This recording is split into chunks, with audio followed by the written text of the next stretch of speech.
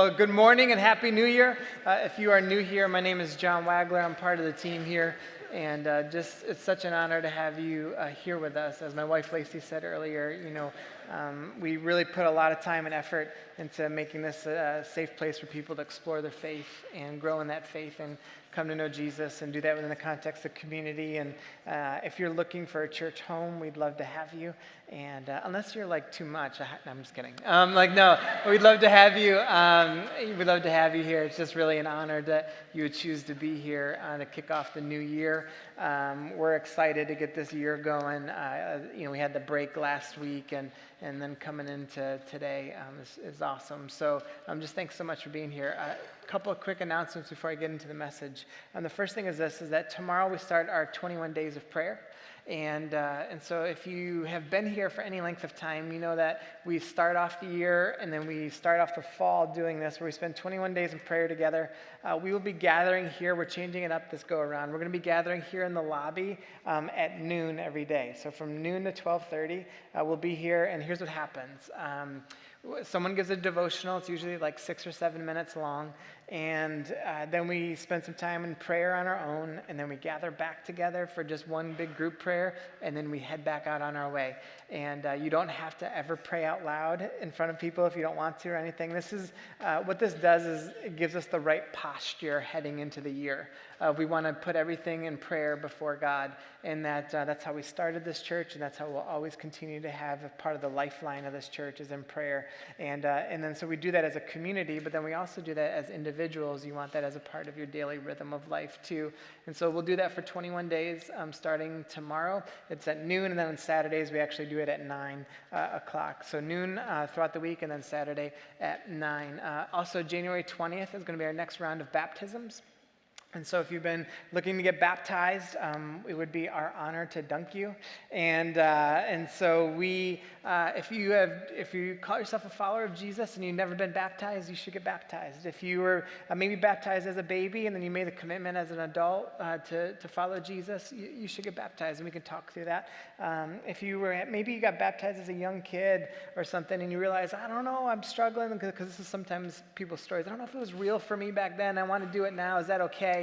Yes, you can get baptized. And so we would love to have you part of that. It'll happen in between the two services, okay? So on that day, we want people that normally come to a late service to come a little earlier, and then the people from the early service stay around and watch. And so it's an awesome celebration. We'd love to do it. If you want to do that, please email me directly. It's john@hillcityrva.com. And the last thing is this. I just want to say thank you guys so much for your generosity. We talk about generosity a lot in our church, and about being a regular giver here, and picking a percentage and doing and sticking to that on a regular basis. And I'll give you an example of why it matters and why we do this collectively. And the more we're generous, the more we're able to do. But right now, one of our great partners, Camp Hope, they are in Costa Rica.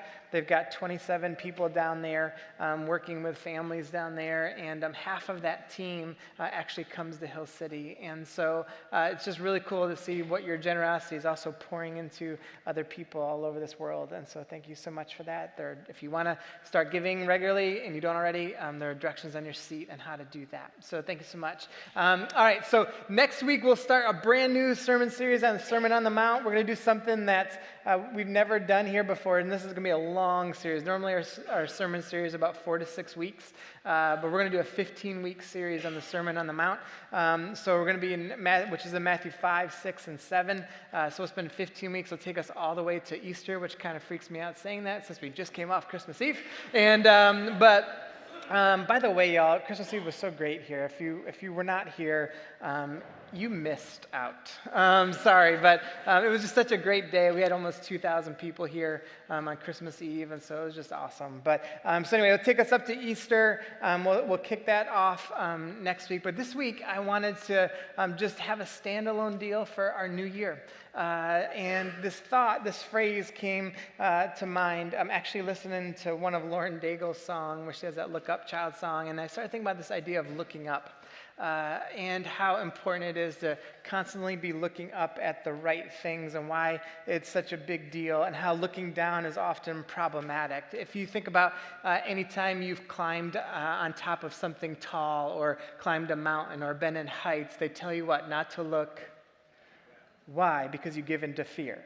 Right? So looking down is problematic there. If you've ever been in a position of authority of any kind, I don't care if that's as a parent or as a team captain or in your job, if you look down at people, you treat them poorly. Right? And so it's not good to look down. When we look at our phones, we are looking what?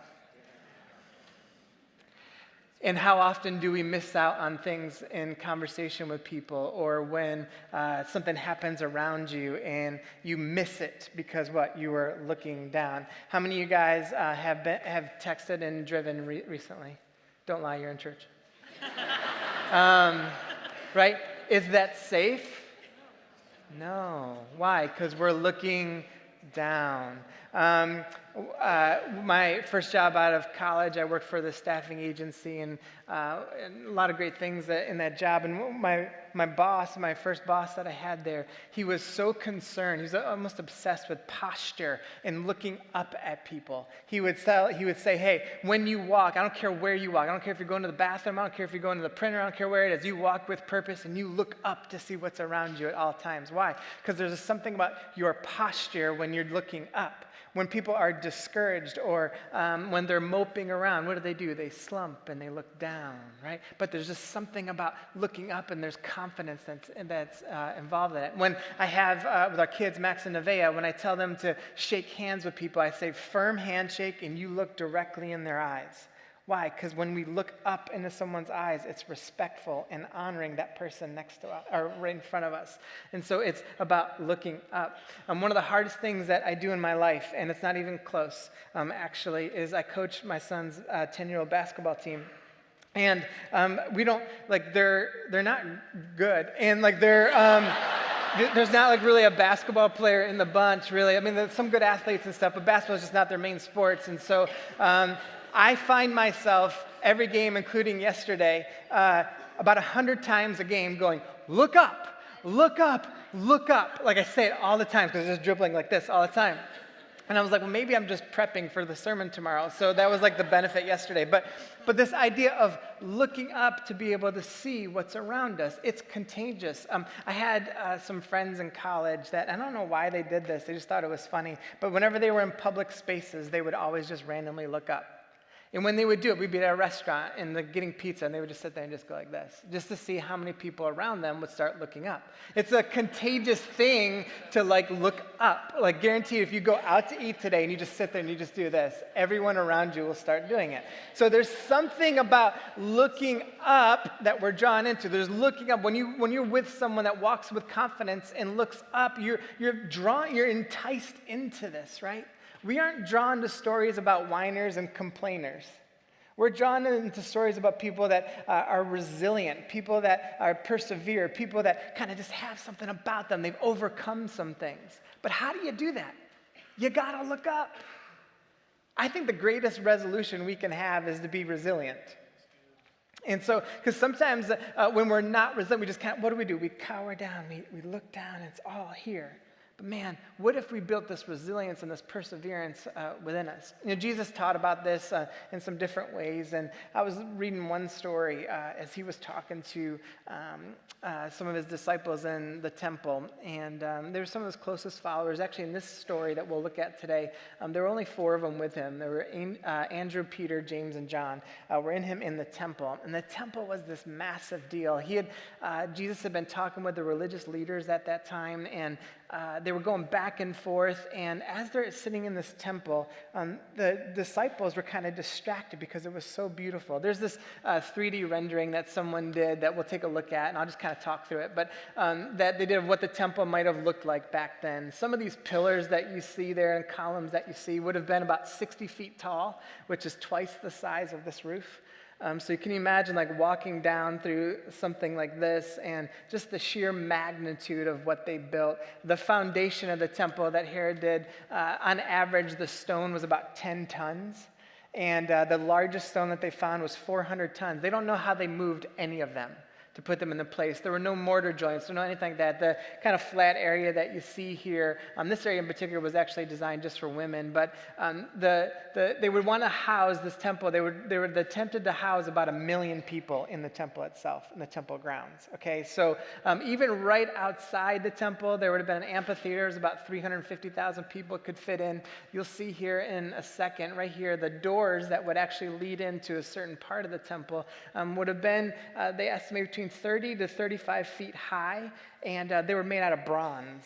Okay, and even they had these light lampstands on the corners of the temple that were about 90 feet tall. All right, so it was just like sheer magnitude. I mean, this is big deal of being in the temple, and even the disciples following Jesus are sitting there, and we'll read it in a second, but they're just kind of distracted by what's happening, and Jesus is like, hey, no, I need you to look at everything differently. And so in Luke chapter 21, that's what we're going to read out of it. And so if you have your Bibles, you can turn there. It'll be up on the screen. We're going to read verses 5 through 19, and then also verse 28. So it says this in Luke. Some of his disciples were remarking about how the temple was adorned with beautiful stones and with gifts dedicated to God. But Jesus said, as for what you see here, the time will come when not one stone will be left on another. Every one of them will be thrown down. Teacher, they asked, when will these things happen, and what will be the sign that they are about to take place? He replies, watch out that you are not deceived, for many will come in my name, claiming I am he, or the time is near. Do not follow them. When you hear of wars and uprisings, do not be frightened. These things must happen first, but the end will not come right away. Then he said to them, nation will rise against nation and kingdom against kingdom. There will be great earthquakes and famines and pestilences in various places, and fearful events and great signs from heaven. But before all of this, they will seize you and persecute you.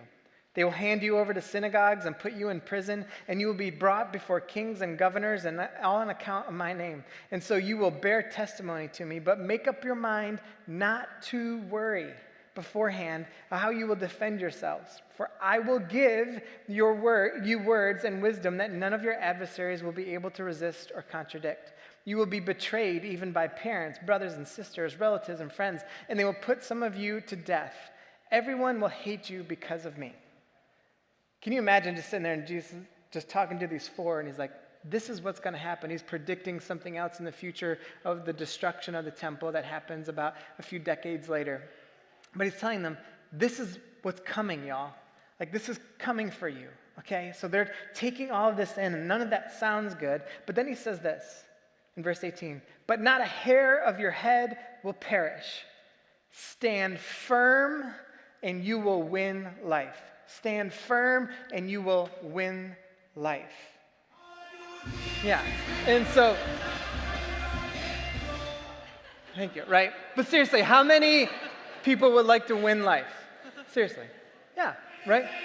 Yeah, all right, so though.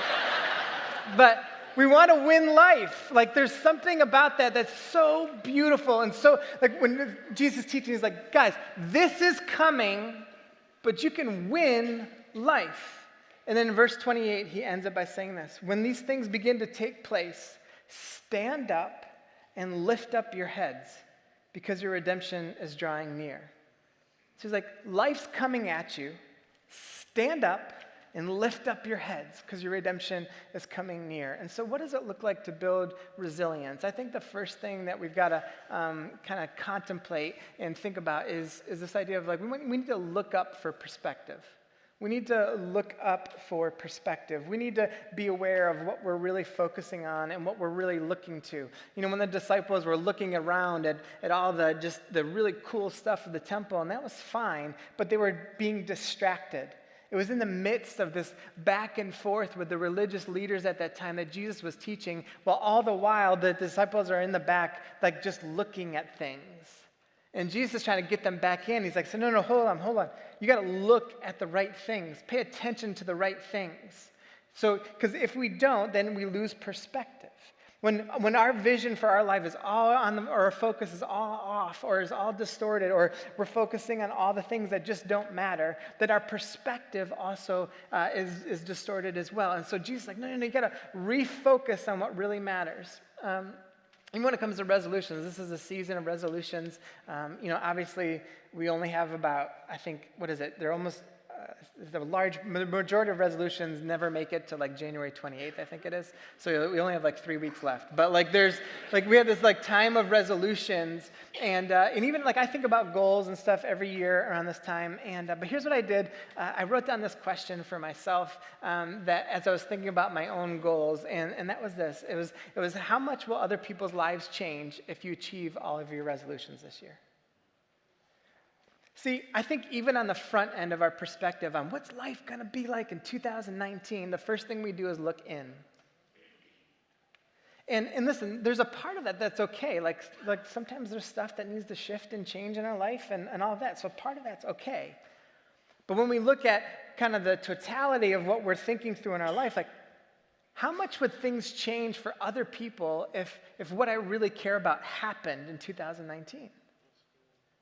And so I think it's important for us to start thinking about that, because if part of like how we think isn't about gaining perspective from other people, then we can't look up. We can't get hope. We can't get perspective. We can't persevere. We can't be resilient because we're just going to be so focused inwardly. But man, when we start kind of looking out and looking up, things begin to change. Our perspective begins to change. We start thinking about people and life circumstances very differently than we would have prior to that. Part of the reason for that is when we're so consumed with kind of me or you, however you want to phrase it, when you're so concerned with your inward thinking, we lose empathy for other people. And the second we do that, we just stop caring about other people's viewpoints. We stop caring about other people's perspectives. We stop caring about learning or growing or changing. And so it's important then to start thinking through, okay, like how is part of my kind of viewpoint on this year, and how do I build like great resilience and great perspective and perseverance through all this? It comes from like really being able to have a strong perspective of what's happening around me. Part of that is learning how to embrace adversity in life. Adversity comes to everybody in a lot of different shapes and sizes, and if you've lived a life that maybe you haven't gone through anything of any adversity, nature or suffering or pain or whatever, I don't want to be the bearer of bad news, but it's coming. Like it's just life, right? And so things happen to us. And again, throughout a year might vary in from a 1 to a 10, but things begin to happen. But isn't it interesting when you embrace the adversity that you're going through, how your perspective also begins to change? And I think if you've ever sat down with someone and thought this, they start sharing their story, and maybe it's similar to your story. And maybe they've gone through a sickness or gone through abuse or gone through something, and you hear them speak with such wisdom. You hear them speak with, they'll say things like, well, this is what I learned when I went through it. Or you see with like such confidence that they have. We're drawn into that. Well, where did they get that from? How did they persevere? Jesus' brother James wrote a letter, and he actually says this. He says, "Consider it pure joy, my brothers and sisters, whenever you face trials of many kinds, because you know that the testing of your faith produces perseverance. So let perseverance finish," which just means perfect, "its work so that you may be mature and complete, not lacking anything." This is that when we start going through these things in life, it isn't like a woe is me kind of attitude. It should be, okay, this is tough and my emotions are real, and we're not trying to like gloss over anything or whatever. We're taking it all in. But saying that, man, when you go through these things, the temptation is going to be to look down. The temptation is going to be to look inward. The temptation is going to be to just kind of maybe cower away or avoid community or whatever it is. But what James says is, no, in the midst of that when you fight through that temptation, you can consider it pure joy because of what comes out of you, and that's perseverance and maturity. See, perseverance perfects maturity, and then maturity leads to perspective. That's what James is really like pushing in there. He's like, hey, listen, this perseverance, as you do this, you're going to be so mature coming out of this. And that maturity then gives you real perspective. That's what I mean by when we sit down with people that have been through things in life that have been so hard and so difficult, and you see their maturity and their wisdom. And how did they get that perspective? It's because they persevered and were resilient in the midst of it. And the same thing is it's available to you and it's available to me if we choose to look up in the midst of it. I think part of that too is as we're thinking about these moments of temptation, these moments of where, we might be feeling like we're going through, maybe something we're going through is like no one else has ever gone through or something like that. I think part of like the perspective that we need to have that I think helps in the midst of this is an understanding that we don't need to add drama to anything. I think we like doing that sometimes, whether that's on social media, whether that's in conversation, maybe because it spices up the story a little bit or whatever it is.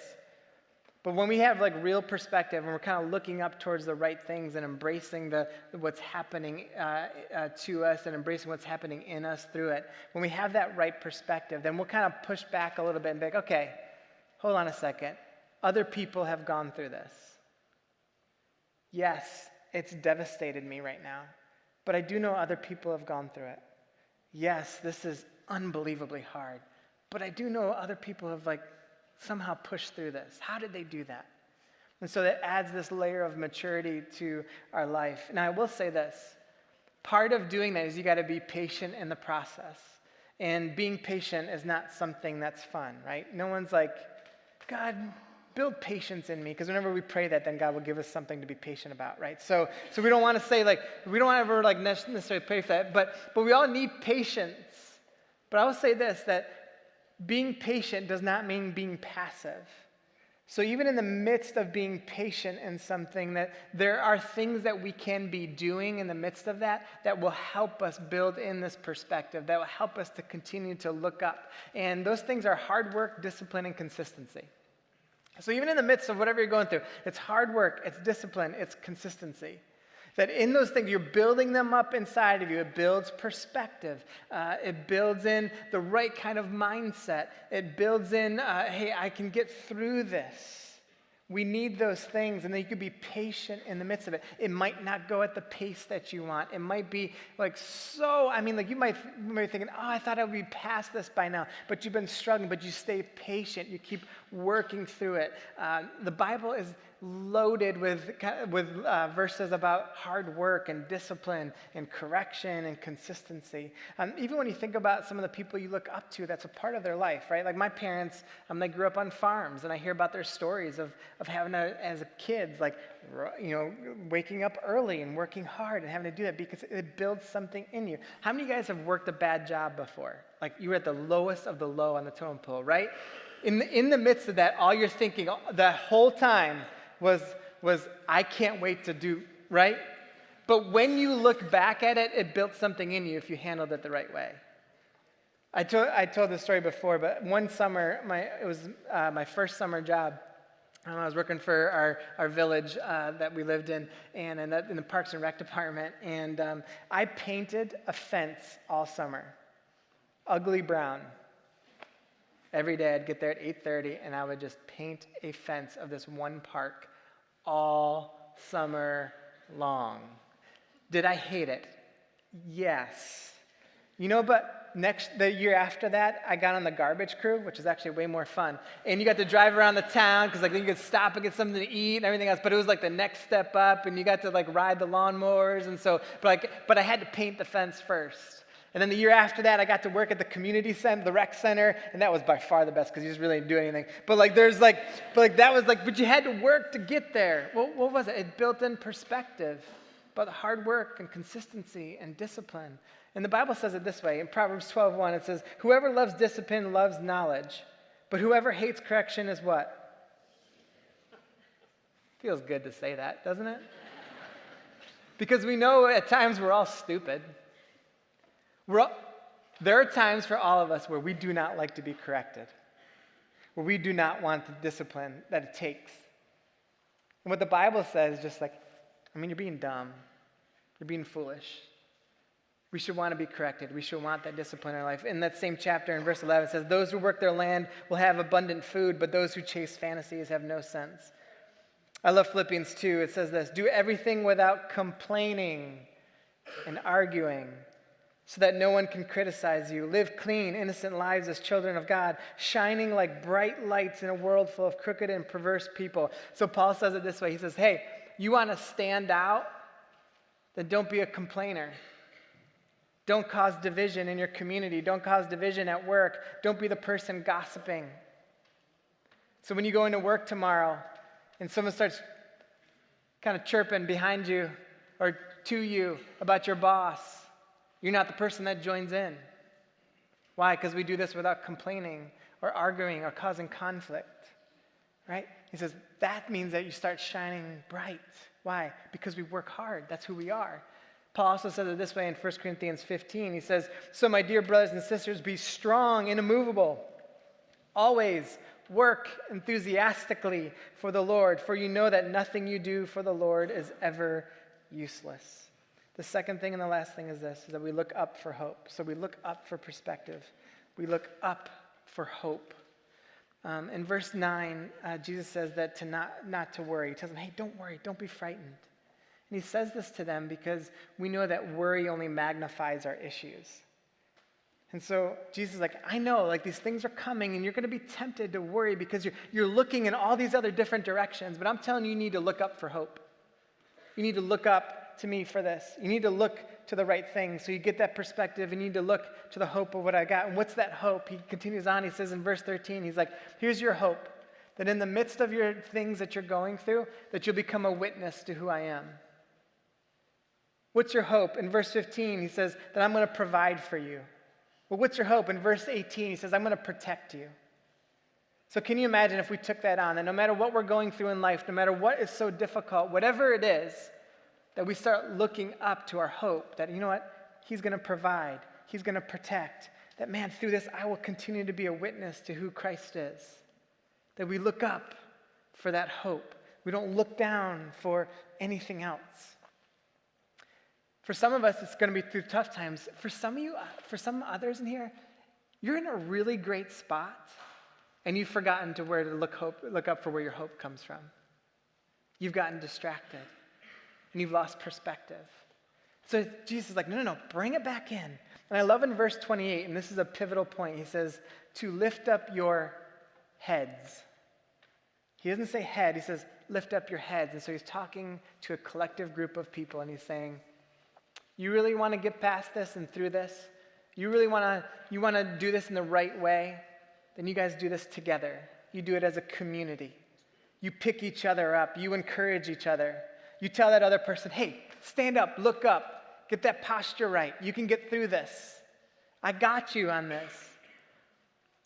One of the things that we're going to start building this year, and we need your help to do this, but what we want to be able to do is start having kind of like this listing of people and understand some of the things in life that they've been through. And here's why.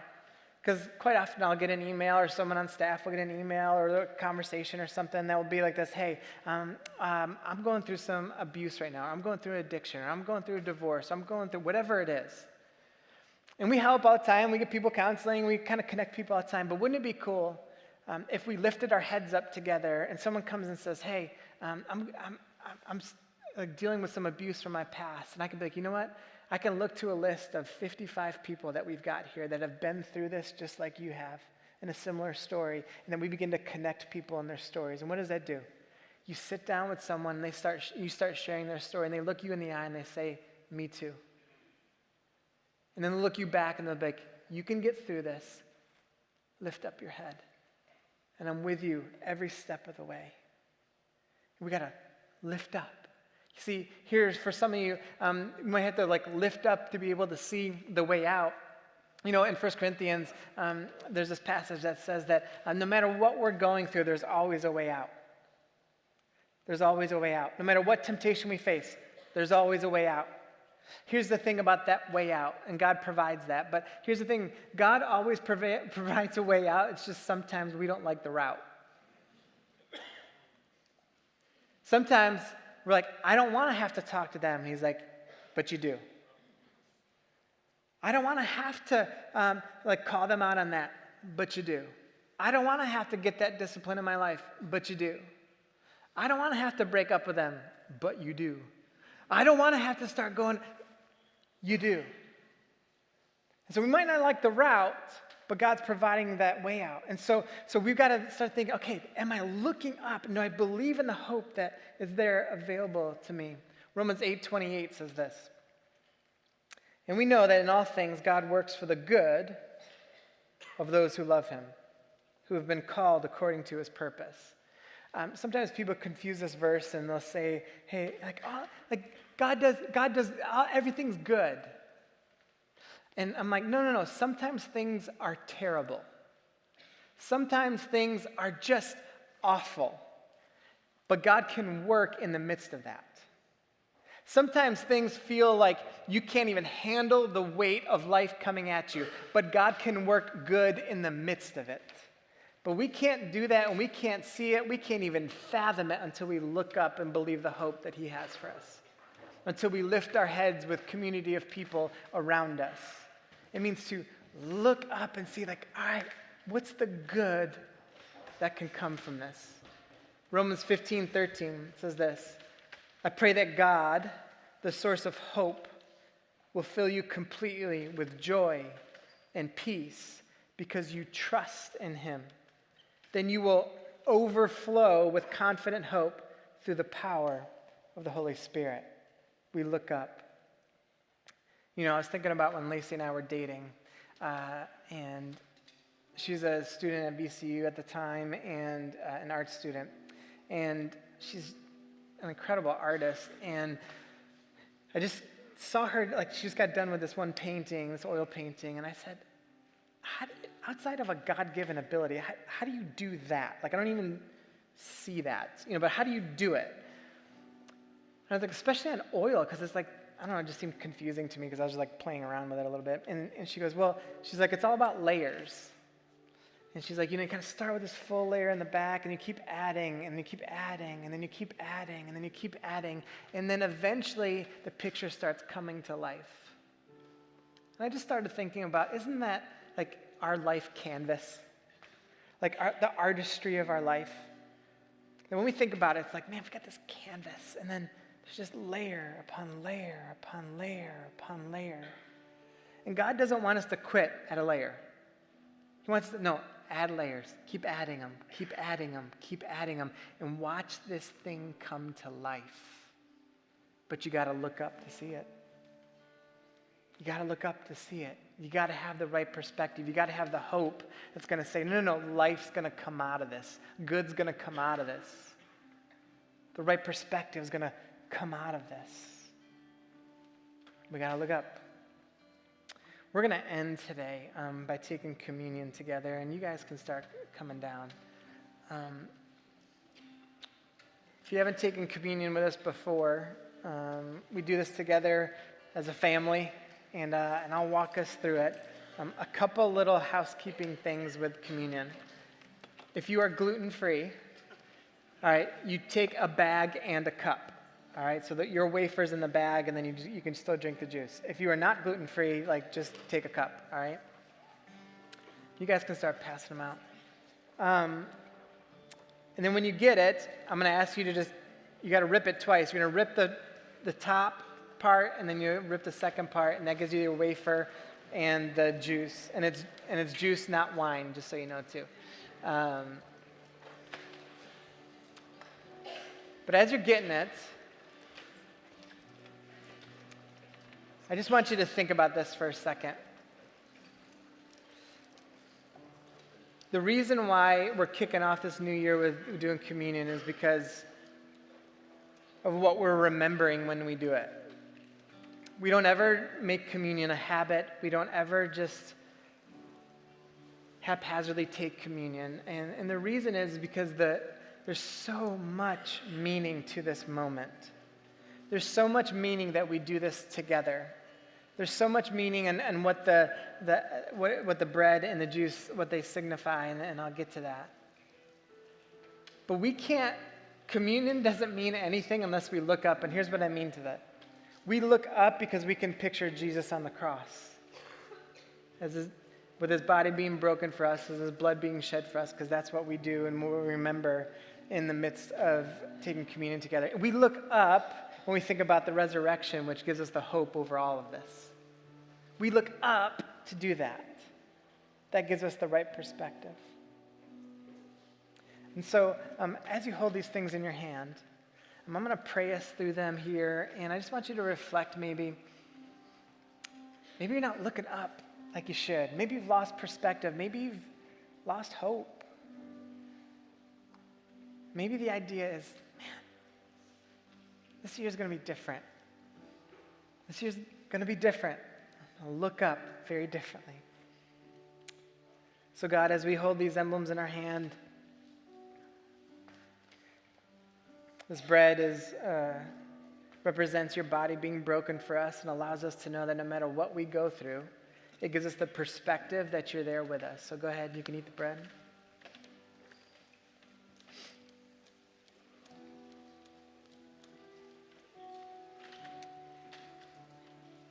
And God, this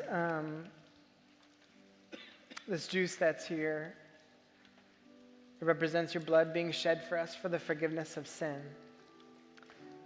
It represents the promise that you are more powerful than any kind of evil. It represents the reality that we win life when we look up to you. So go ahead and drink the juice.